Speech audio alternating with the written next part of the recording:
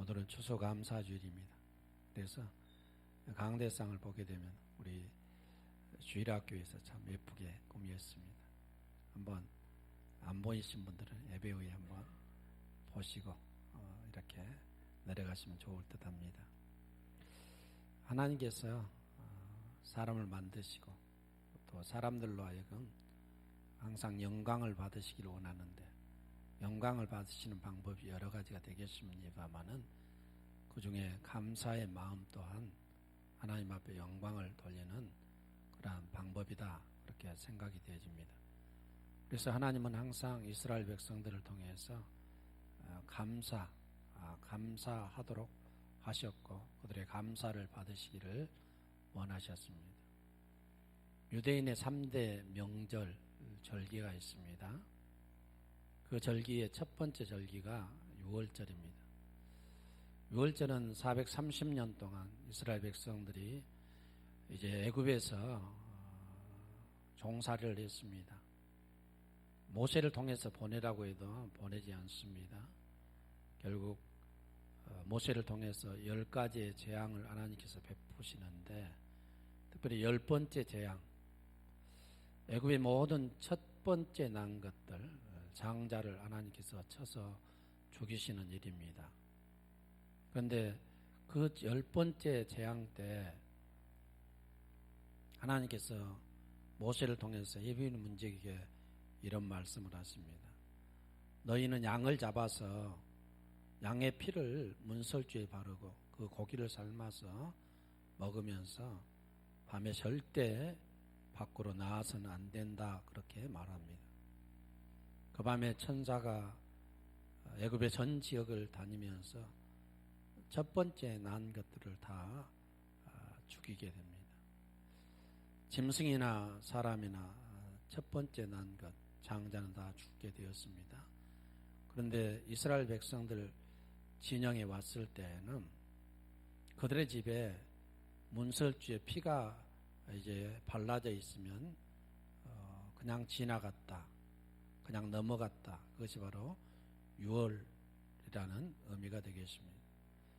그들이 결국 이제 이 첫 번째 장자를 통해서 죽임을 당하자 애굽의 이제 왕위를 계승해야 될 바로왕의 장자도 죽게 됩니다. 항복하고 모세를 통해서 이끌고 나가라고 말합니다. 그들이 그 광야에 나와서 첫 번째 하나님으로부터 절기를 지키라고 명령을 받은 것이 유월절입니다. 다른 사람들은 다 죽었지만은 하나님께서 이제 문설주에 있는 그 양의 피를 보고 이스라엘 백성들에게는 화를 그리고 심판을 행하지 아니했습니다. 그래서 하나님께서 이것을 너희가 기념하라. 다른 사람들은 다 죽었지만은 너희의 장자는 구원을 받았다. 이것에 대한 감사의 제사를 드리도록 한 것이 유월절에 하나님께서 명령하신 하나의 의미가 되겠습니다. 두 번째, 하나님께서 이스라엘 백성들에게 요구하신 절기가 있는데 초실절, 맥추절입니다. 이 맥추절, 초실절, 그리고 또 오순절이라고 하는 이제 절기가 되겠습니다. 이 절기는 이제 성령 강림 주일이기도 합니다만은 하나님께서 이스라엘 백성들을 인도해서 광야에서 40년 동안 살게 하실 때 먹을 것이 없어서 만나를 내려주셨습니다. 때로는 메추라기를 주십니다. 그들이 광야 생활을 마치고 이제 가나안 땅을 그들이 점령해서 들어가게 됩니다. 약속의 땅입니다. 약속의 땅에 들어가서 처음 이제 그들이 농사를 지어서 얻은 곡식이 맥추가 되겠습니다. 그래서 이 맥추를 갖다가 드린다. 그래서 초실, 첫 번째 수확한 것을 하나님 앞에 드린다 해서 초실절. 우리가 광야에서 땅도 없고 애굽에서 땅도 없이 학대받으면서 살았는데 하나님께서 자기 조상 아브람과 이삭과 야곱에게 약속하셨던 그 가나안 땅을 그들에게 주시고 그곳에서 먹을 것을 주셨는데 첫 번째 주신 그 맥추, 추수, 보리를 가지고 하나님 앞에 감사한 것이 바로 초실절이 되겠습니다. 또 하나님께서 세 번째 그들에게 절기를 명하셨는데 그 절기가 수장절이 됩니다. 이 수장절은 추수감사절과 똑같은 것입니다. 한 해 농사를 모두 마무리해 놓고 그들의 창고에 들인 후에 지키는 절기가 바로 수장절이 되겠습니다. 하나님 앞에 감사하는 것입니다. 1년 동안 한 해 동안 하나님께서 풍성한 물질 그리고 비를 주시고 좋은 환경을 주셔서 그들로 하여금 이제 열매 맺게 하신 것, 풍성히 먹게 하신 것, 그것을 창고에 들으니 그들이 하나님 앞에 감사의 절기를 지켰습니다. 6월절은 구원받은 것에 대해서 감사하는 것이고, 맥추절 초실절은 땅을 주시고 그 땅에서 처음 열매를 주신 하나님 앞에 감사하는 절기고, 또 수장절은 그들이 1년 동안 하나님께서 좋은 환경과 또한 좋은 어떤 기후를 주셔서 그들에게 풍성한 열매 맺게 하신 것, 그것에 대한 감사로 그들이 수장절을 지켰습니다. 하나님께서는 바로 유대인들에게, 특별히 자기 사랑하는 백성들에게 그들에게 이러한 절기들을 지키게 하심으로 특별히 하나님께 대한 감사를 올려드리도록 하나님께서 요구를 하신 것입니다. 이런 것으로 봤을 때 하나님께서 영광을 받으시되 특별히 히브리인들, 자기의 택한 백성들의 어떤 감사의 마음, 감사의 물질을 통해서 하나님께서 영광을 받으시기를 원하셨던 것을 보게 됩니다. 그럼에도 불구하고 이런 교훈들과 이러한 절기들을 지키면서도 유대 백성들은 늘 하나님 앞에 불평이 많고 또한 불만이 많고 의심이 많고 또 하나님에 대해서 늘 원망하는 삶을 많이 살았던 것을 보게 됩니다. 예수님 시대에도 마찬가지입니다. 예수님께서 하루는 제자들과 함께 이제 갈릴리와 사마리아 사이를 지나서 예루살렘으로 향하여 가게 됩니다. 누가복음 17장에 보면은 이러한 내용이 납니다. 거기에 한 10명의 나환 자들이 예수님을 찾아왔습니다. 예수 선생님이여 우리를 불쌍히 여겨달라고 말할 때 예수님께서 너희 몸을 제사장들에게 가서 보이라고 말합니다. 실은 그 당시 제사장들은 의사 역할을 감당했습니다. 자기들이 지도하고 자기들이 있는 그 어떤 공동체 안에서 나한 자가 발생하게 되면 그 나한 자의 나병인지 아닌지를 그들이 확인한 후에 나병이 아니면은 그 공동체 안에 그 마을 안에서 살지만은 그들이 나병으로 발견되면은 그 공동체에서 추방합니다. 그럼 그들이 나와서 강야나 어떤 멀어 떨어진 들판에 나와서 그들이 어떤 동굴에 이렇게 살게 되는데 혼자 살기는 힘드니까 그 나병 환자들이 집단적으로 이렇게 살았던 것 같습니다. 이 사마리아 지역을 예수님이 지나갈 때 10명의 집단 나병 환자들이 예수님을 찾아왔습니다. 그리고 예수 선생님이 우리를 불쌍히 여겨달라고 말했을 때 너희 몸을 갖다가 제사장들에게 보이라. 그래서 그들이 살던 그 각자의 곳으로 제사장에게 보이려고 그들이 가는 도중에 몸속에 이상 증세를 느꼈습니다. 이전에 그 흐르던 그 진물 같은 것이 멈추게 되고 이전에 그 자기들의 나병들 막 썩어가고 문드러가던 이런 것들이 피부가 재생되고 온전케 된 것을 느낀 것입니다. 그리고 한 명이 돌아와서 예수님 앞에 엎드렸는데 그 사람은 사마리아인이다 그렇게 말합니다. 사마리아인은 그 유대 나라 사람들 가운데서도 이방인 취급을 받는 사람들입니다. 그런데 그 사마리아인 한 사람만 와서 예수님 앞에 엎드려서 꿇어 감사했다 그렇게 성경은 말합니다. 그래서 예수님께서 9은 어디 갔느냐라고 말해요. 이 9은 어디 갔느냐 이 말은 그 유대인들 9명도 다 치료를 받았는데 그들은 어디로 갔느냐. 그리고 예수님께서 그 사마리아인을 향해서 말씀하시기를 내 믿음이 너를 구원하였다라고 그 육체만 구원해 주신 것이 아니라 감사하러 온 그의 영혼까지도 구원해 주신 줄로 믿습니다. 여기서 아홉은 어디 갔느냐 이 말은 감사가 없는 세대라는 말입니다. 자기의 집에 가고 싶어도 가지 못했습니다. 자기의 사랑하는 자녀들, 자기의 부모들, 자기 아내, 형제들 만나고 싶어도 만날 수 없이 강야에서 애토리처럼 병든 자로 살았습니다. 어떤 사람들이 멀리 먹을 것을 갖다 주면 멀리서 보고 있다가 그 사람들이 가면 갔다가 그 음식을 먹어가면서 살았던 것들. 그럼에도 불구하고 그들이 그 나병에서 해방 받았지만은 아홉은 감사할 줄 모릅니다. 우리 주님의 놀라운 은혜를 받았지만은 감사하지 못한다는 것입니다. 그래서 주님께서 아홉은 어디 갔느냐?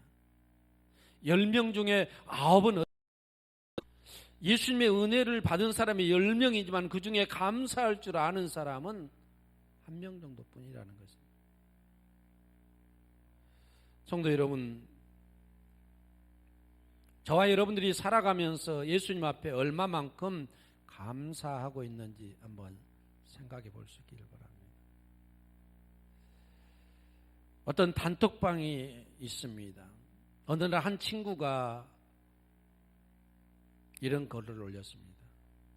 아버지가 돌아가신 지 벌써 1년이 되었습니다. 아버지가 그립습니다. 마음이 울적합니다. 그러자 또 다른 친구가 또 글을 올립니다. 제 아버지는 많이 편찮으십니다. 그래서 마음이 참 힘들고 어렵습니다. 또 한 사람이 글을 올립니다. 여러분은 참 행복한 사람들입니다. 아버지에 대한 추억이 있으니까요. 나는 아버지를 기억하려고 해도 아무런 추억이 떠오르지 않습니다. 내가 2살 때 아버지가 돌아가셨기 때문에 나의 기억 속에는 아버지와의 추억이 하나도 없습니다. 성도 여러분, 우리가 하나님 앞에 감사한다는 것은 하나님에 대한 좋은 추억이 있다는 것입니다. 우리가 감사하지 못하는 것은 하나님과의 나의 관계에서 추억이 없다는 거예요. 하나님과의 교제와 하나님과의 인격적인 만남과 내 삶에서 나를 인도하시고 나를 길러주신 이 하나님에 대한 추억이 없기 때문에 아버지하고 살아본 경험이 없었던 사람이 아버지에 대한 추억이 없듯이 우리가 신앙생활 하면서도 하나님 앞에 감사하지 않는 것은 하나님과의 나와 관계에서 어떤 신앙적인 영적인 만남과 추억이 없다는 것입니다. 여러분, 하나님이 나를 사랑하시고 나를 구원하시고 나에게 날마다 은혜 주시고 지금도 함께 하신 그 하나님과의 추억이 있다면은 오늘 여러분들은 감사의 마음으로 여기에 섰을 것입니다. 그러나 그런 추억이 희미하면은 감사하지 못한다는 말입니다. 많은 사람들은 내게 있는 것에 대해서는 감사할 줄 알았는데 내가 없는 것, 내가 잃어버린 것에 대해서는 감사할 줄 모르고 살아가고 있습니다. 한 사람을 소개해 드리겠습니다. 릭 부이치라는 분입니다. 그는 태어날 때보다 더 두 팔이 없이 태어났습니다. 두 발이 없이 태어났습니다. 말 그대로 몸뚱이만 있습니다. 우리나라 TV도 얼마 전에 출연한 것 같아요. 작년인지 언젠지. 그의 아버지는 보아스라는 목사님입니다. 그의 어머니는 티시카입니다. 사랑과 헌신과 기도로 이 아이를 길렀습니다. 정상이 다니는 학교를 다니면서 대학까지 나왔습니다. 이 어린 아이는 열심히 앉는 것도 앉을 수가 없잖아요. 여러분, 팔다리가 없는데 어떻게 앉겠습니까? 수많은 넘어짐을 통해서 앉는 것을 배웠습니다. 있는 것이라고는 입으로 어떤 것 하나를 물고 컴퓨터를 치기 시작합니다. 글을 쓸 수 없기 때문에. 여러분 손 멀쩡하지만 컴퓨터 못하는 사람들 부지기수잖아요.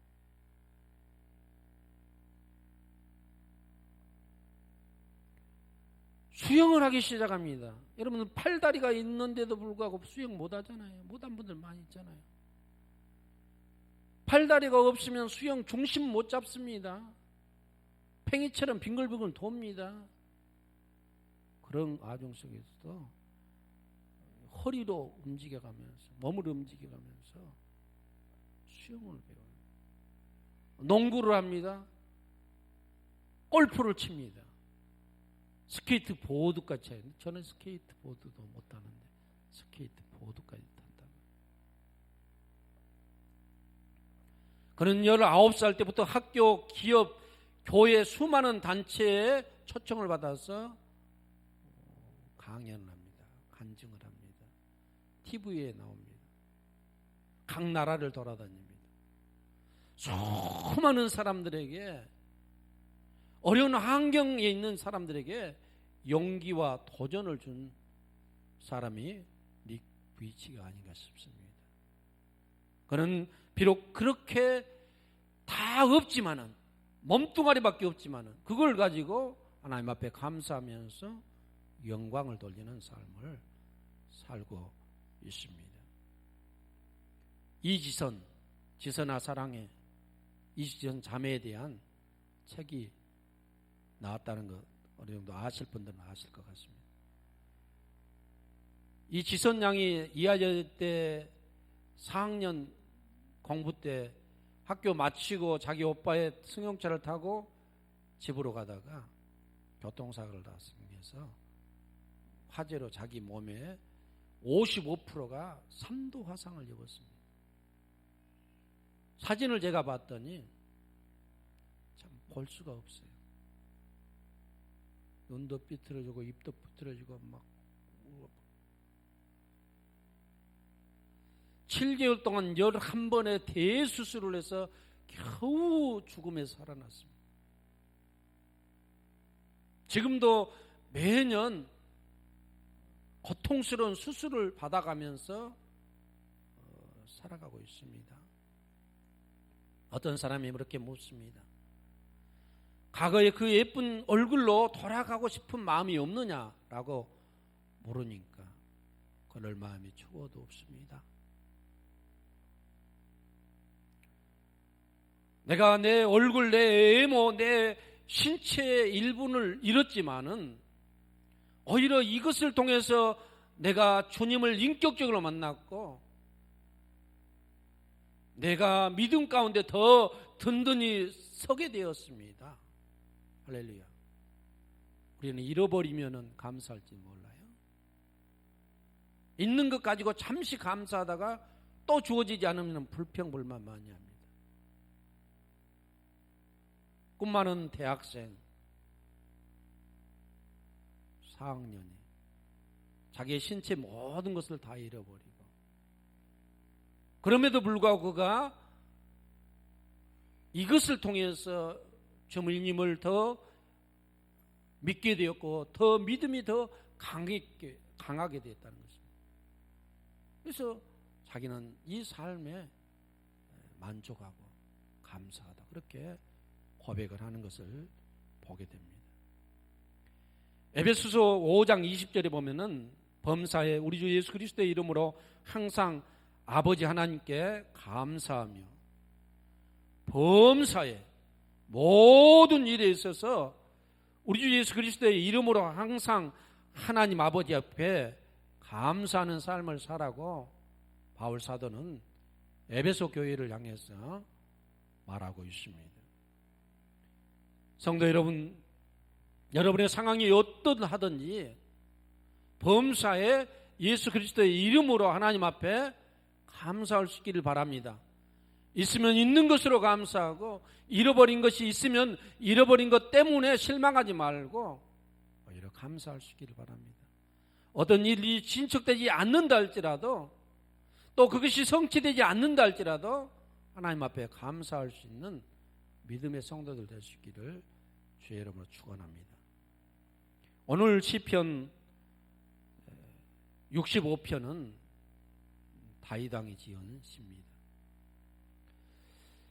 65편은 감사의 시기도 합니다. 다윗은 오늘 성경을 통해서 보게 되면은 크게 세 가지 때문에 감사합니다. 3절, 4절 보게 되면은 그가 무엇 때문에 감사하고 있는가? 죄악이 나를 이겨싸우니 우리의 주께서 사하시리이다. 주께서 택하시고 가까이 오게 하사 주의 뜰에 살게 하신 사람은 복이 있나이다. 우리가 주의 집 곧 주의 성전의 아름다움으로 만족하리이다. 다윗은 이렇게 고백합니다. 죄악과 내가 싸워서 이겨보려고 했는데 내가 믿음이 약하고 내 의지가 약하고 그래서 제가 그 죄에 졌습니다. 그리고 내가 죄 가운데 빠졌습니다. 그런데 하나님께서 죄 가운데 빠진 나를 우리 주님께서 용서해 주시리이다. 그리고 나를 택하사 주의 뜰에 가까이 오게 하셨다고 그렇게 말합니다. 내 죄를 사하실 뿐만 아니라 나를 선택해서 주의 뜰에 가까이 오게 하사 주의 집, 주의 뜰에 살게 하신 것 복이라는 것입니다. 우리가 주의 집, 곧 주의 성전의 아름다움으로 만족하리이다. 저와 여러분들 죄 가운데 빠졌는데 우리 주 예수 그리스도의 은혜로 죄 용서를 받고 하나님의 자녀로 택하시고 이 하나님의 뜰, 하나님의 교회의 뜰로 여러분들을 이끌어 주신 분이 우리 하나님인 줄로 믿습니다. 이 뜰에 살게 하신 것 하나님 앞에 감사할 수 있기를 주의 이름으로 축원합니다. 그가 주의 성전, 주의 뜰에 살면서 주의 성전의 아름다움 그것으로 만족하리이다라고 말하고 있어요. 내가 하나님의 자녀가 되고 하나님과 교제하고 하나님의 성전 하나님께 예배드리고 하나님과 이렇게 만남 인격적인 교제가 이루어진 것 이것으로 제가 참으로 만족하겠습니다라고 고백을 하고 있습니다. 근데 여러분 생각해 보세요. 죄 용서해 주시고 하나님의 자녀로 삼아 주시고 하나님의 교회의 지체로 여러분들을 불러주신 것 그리고 하나님의 지체된 자로서 하나님의 교회의 지체된 자로서 하나님의 교회의 이 생활에 여러분들 만족하고 있습니까? 좀 예배 좀 나오십시오 하면은 오히려 힘들어합니다. 안 좋게 생각합니다. 주의 뜰 주의 성전에 나와서 예배 좀 드립시다 기도 좀 합시다 해도 안 해요. 그 마음에 무슨 감사가 있겠습니까? 그 마음에 무슨 만족함이 있겠습니까? 바울 사도는 내가 죄에 졌습니다. 그러나 하나님이 내 죄 가운데 빠져있는 나를 죄 용서해 주셨습니다. 주의 뜰에 거하게 하셨습니다. 그리고 주의 뜰에 사는 자는 복이 있는 사람입니다. 내가 주의 뜰에서 주의 성전의 아름다움을 보고 뭐다리라? 만족하리이다. 할렐루야. 이러한 믿음의 성도들 될 수 있기를 주의 이름으로 축원합니다. 바울은 또한 이 다윗은 7, 8절에서 뭐라고 얘기하는가? 그들에게 평강 주신 것, 평강 주심에 대해서 감사합니다. 모든 바다가 흉흉하고 물결이 요동하고 또 많은 열방의 사람들이 소리를 지르는데 하나님께서 진정케 하셨다, 잔잔하게 하셨다는 것입니다. 다윗은 많은 싸움을 전쟁을 했던 사람입니다. 그래서 항상 목숨의 위협, 생명의 위협을 받았던 사람입니다. 거짓없이 블레셋과 암몬, 에돔 많은 아말렉 사람들과 싸웠습니다. 또한 왕이 되기 전까지 사울왕의 괴롭힘을 많이 당했습니다. 왕이 된 이후에도 정적들이 많았습니다. 그러나 그런 아중 속에서도 자기에게 평강 주신 것에 대해서 이 다윗은 감사하고 있습니다. 우리나라가 약 65년 동안 전쟁이 없이 평화롭게 지내고 있습니다. 그러나 생각해 보세요. 한 1년 반 전만 하더라도 얼마나 우리나라 정세가 불안했는지, 남북이 얼마나 첨예하게 대립을 했는지.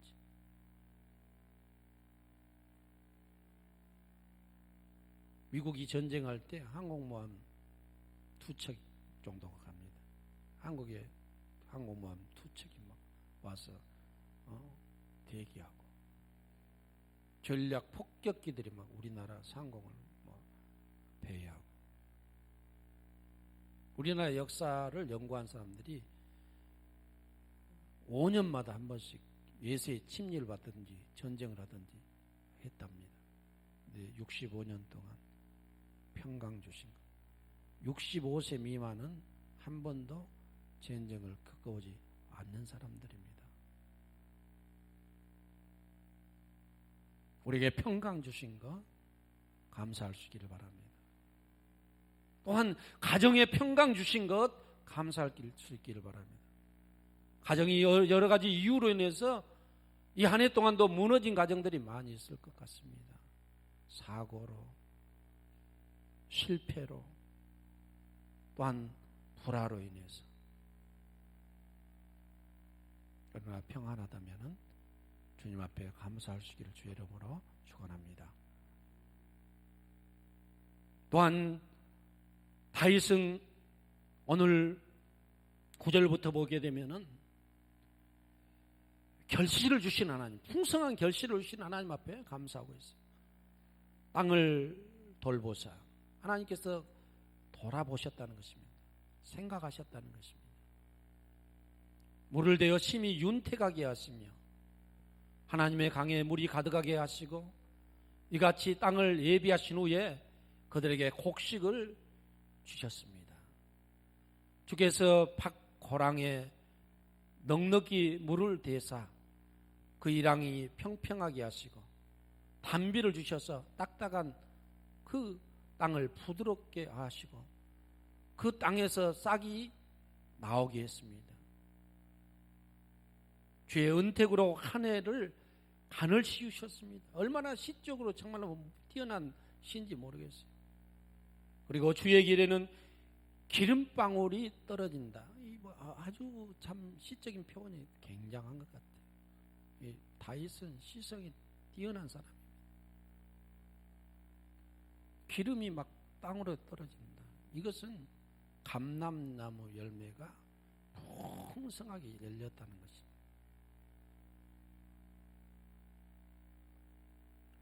들의 초장에도 떨어진다. 들의 초장에도 떨어진다. 이것은 초장에 양떼들이 많은데 그 양떼들에 대한 축복을 말합니다. 작은 산들이 기쁨으로 띠를 띄었습니다. 기쁨의 띠를 작은 산들도 띄었다는 것입니다. 초장에는 양떼로 옷 입었고, 아주 그 시적인 표현이에요. 이 말이 무슨 말입니까? 여러분, 내 몸을 갖다가 무엇으로 지금 감싸고 있습니까? 덮고 있습니까? 옷으로 덮고 있잖아요. 양떼로 옷 입혔다 이 말은 온 초장에 양떼가 뒤덮여 있다.